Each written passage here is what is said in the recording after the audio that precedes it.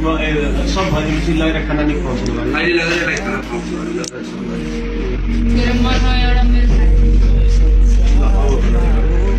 मसँग मेरो एउटा साथी थियो होइन बर्ती खड्का भन्ने त्यसले मलाई भनेको थियो के अरे किन चाहिँ कुनै के अरे सानो बच्चा छ भने त्यसलाई किडन्याप गरेर रेप गरेर नि मारिदिने भनेर अनि त्यसले उता भाग्यो घर भागेपछि म त्यही बसेँ नि त। यो गर्ने बेलामा तिम्रो दुईजना थियो को प्रदीप खड्का के तिमीसँग काम गर्छ कि होइन ऊ पढ्छ ऊ पढ्छ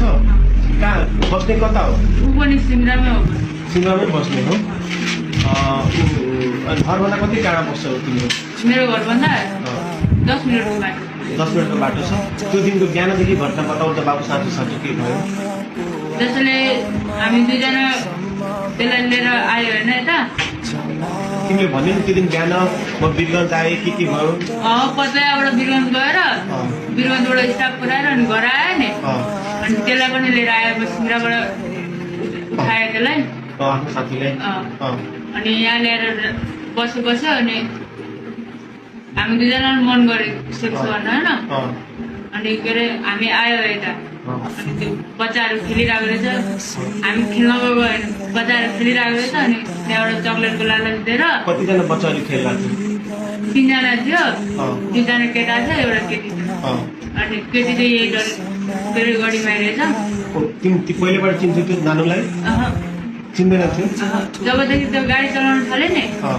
अनि कहिले काहीँ गाडीमा के अरे खेल्न आउँदो रहेछ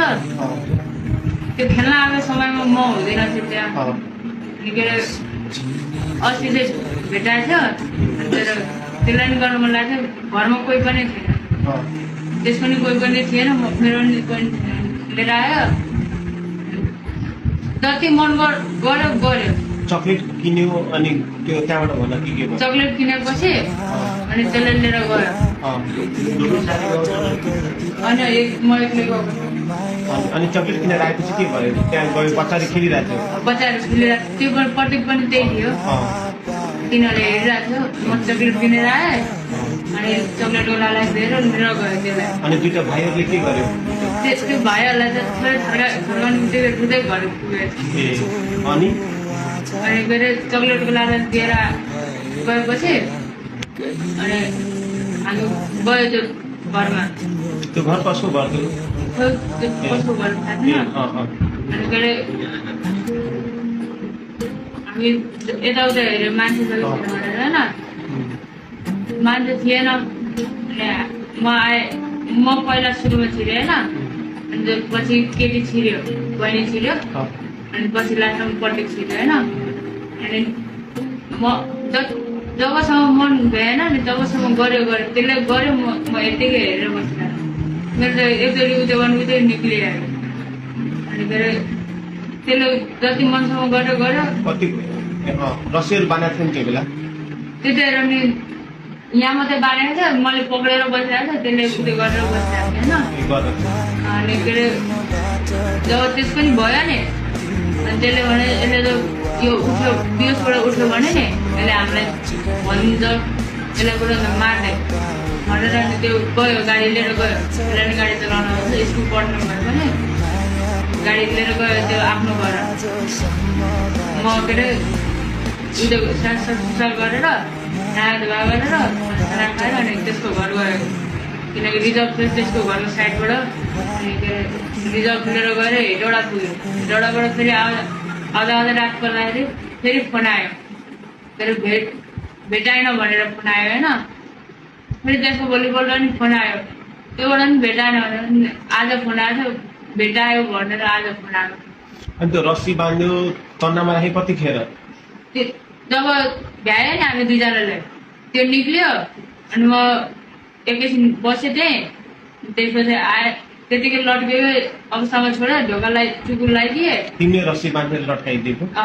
के अरे चुकुर लगाइदिए त्यो रस्सी र तन्ना कसले लिएर आयो तना र रस्सी त्यही थियो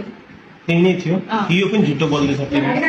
नढाटिकन भनेको अहिले चाहिँ नढाटिकन हो त्यही थियो जम्मै अनि म आएँ होइन नआएर खानासाना खाएँ अस्तिको कुरा भयो त्यो खाना गएको थियो माया गरेको थियो त्यो दिनमा त फर्स्ट दिन थियो गाडी लिएर एक्लैले कुदायो फर्स्ट दिन थियो ल्याएर आयो खानासाना खायो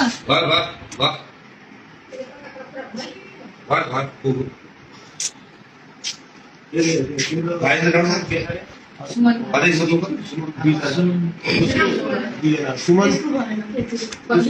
प्रदीप खड्का र तिमी सुमन लामा सुमन थापा तिम्रो नाम चाहिँ के हो सुमन अनि तिमीसँग त्यो गएर त्यो पनि सेक्स गर्ने तिम्रो साथीको हो प्रदीप खड्का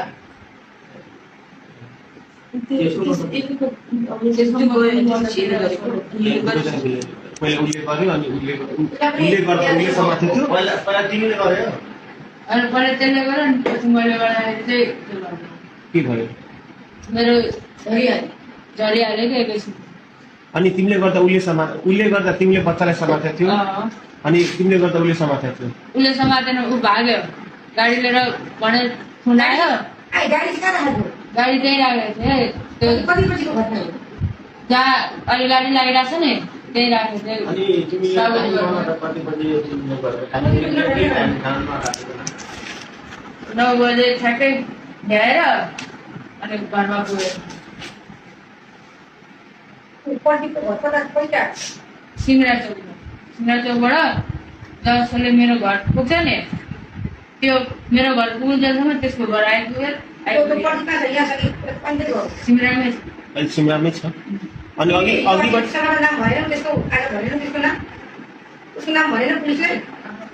डर लागेको थियो हल्का किन म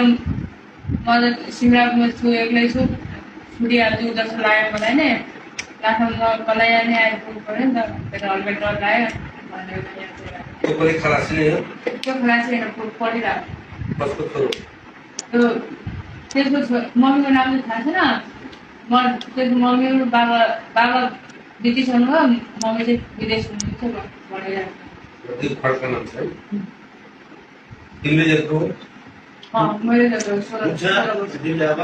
हजुर